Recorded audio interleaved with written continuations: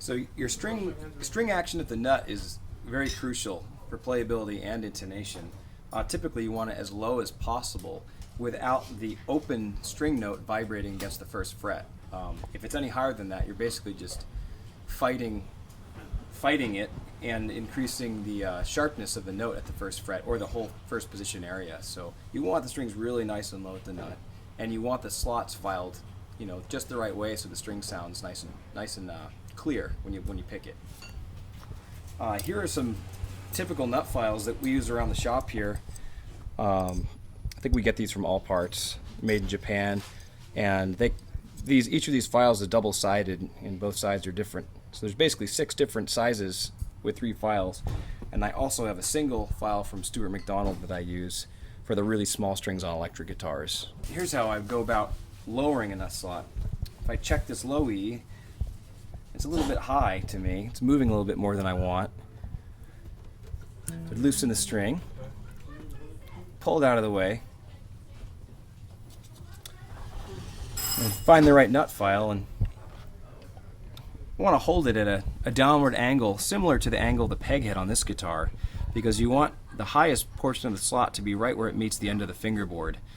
If the slot ends up being flat like this, the string can kind of vibrate around in it and sound like a sitar and just not very clear. So really want to hold that file at a 10-degree angle or so, I guess. And I'm just going to remove a little bit of material with it. Blow it out. Tune it back up to pitch. And then check my... That's more like it. Now suppose the slot was too low and you had a lot of open string buzz and you needed to actually raise the slot.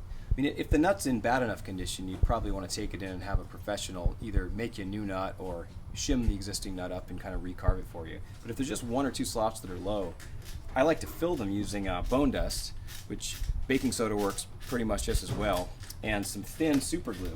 And this is the kind we like to use around here. We use these little pipettes to apply the thin super glue, which is really handy. It keeps it from getting where you don't want it to, and it's easier to use than a toothpick. So I'm going to fill this low E nut slot for you here. Show you how I like to do it. Take some bone dust on my palette knife here and get it down into the slot. Kind of pack it under my finger. Blow away the excess. If you don't want the super glue wicking down into the extra dust if it's sitting on your peg head. So I've got a little coating of dust in the bottom of that slot, which is what I want. And then I'll take my pipette with thin super glue and very carefully just put a drop in the bottom of the slot till it looks wet. Now normally I'd let this sit probably overnight just to make sure it gets nice and hard, because letting it sit overnight allows the glue and the baking soda or bone dust to get hard enough where you can file it and the string won't kind of settle into it.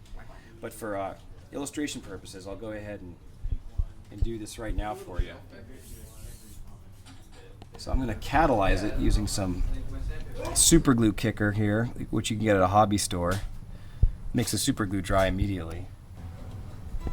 Put my string back in the slot. I just used such a thin layer of bone dust that I didn't really change the geometry of the slot. It's not like I filled the whole slot in. If I had done that, I'd have to take out my file and get it close before I did this part. But since I just use a little layer, I don't need to do that. So we're strung up to pitch here, and now I'm back to where I want to be. I've got a little bit of string movement over the first fret.